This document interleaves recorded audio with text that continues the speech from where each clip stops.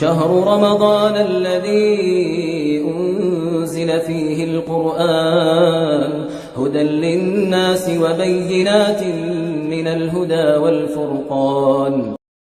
وقالوا اتخذ الرحمن ولدا سبحانه بل عباد مكرمون لا يسبقونه بالقول وهم بأمره يعملون يعلم ما بين أيديهم وما خلفهم ولا يشفعون إلا لمن ارتضى وهم من خشيته مشفقون.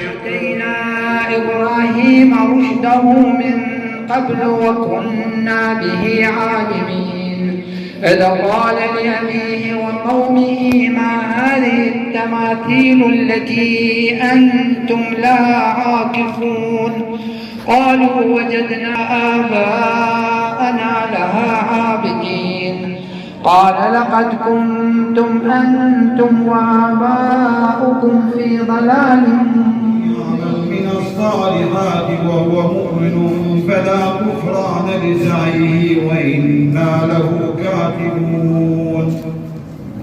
وحرام على قرية أهلكناها أنهم لا يرجعون حتى إذا فتحت يأجوج ومأجوج وهم من كل حدب ينسلون.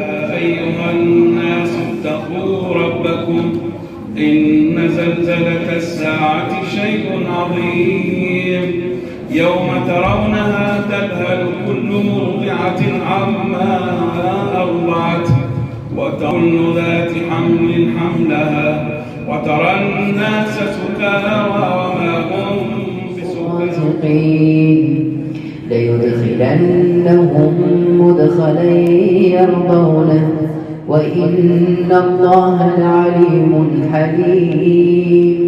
ذلك ومن عاقب بمثل ما عوقب به ثم بغي عليه لينصرنه الله إن الله لعفو غفور.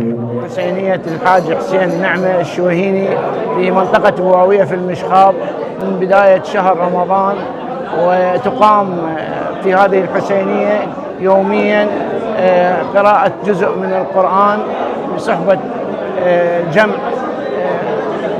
خير من قراء أهل المشخاب مشاركة أهل. من أبرز الخطوات المباركة في هذه المنطقة منطقة أبواوية هي افتتاح هذه الحسينية الصرح الحسيني أو الجامع المسمى باسم الحاج حسين الشويهيني، وكانت خطوة مباركة لا سيما بعد أن تقام به المجالس الحسينية وفي هذا الشهر الفضيل. التزام الافتتاح مع هذا الشهر الفضيل بابتداء الدورات القرآنية وابتداء الختمة القرآنية من اليوم الأول وحتى يومنا هذا وهو اليوم 17 من رمضان المصادفة ليلة 18 منه، فتليت في كل يوم يتلى وفي كل ليلة تتلى جزء من هذا القرآن الكريم. بارك خطوة من الإخوان قراء القرآن في معهد القرآن الكريم في مدينة المشخاب.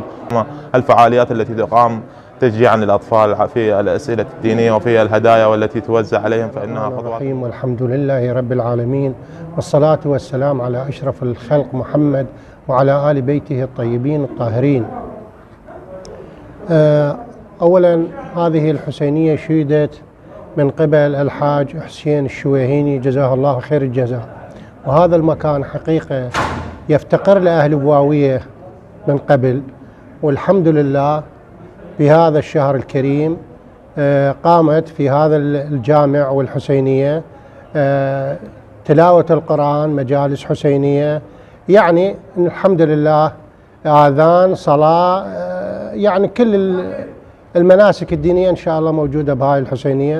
إن شاء الله هاي صدقة جارية إله ولأهله ولأمواته وجزاه الله خير الجزاء. والله احنا ندعو له بالصحة والعافية والسلامة ونرحم أمواته ترحما بهذا الشهر الفضيل وجزاه الله خير الجزاء إن شاء الله، وموفقين جميعا، أنتم موفقين إن شاء الله.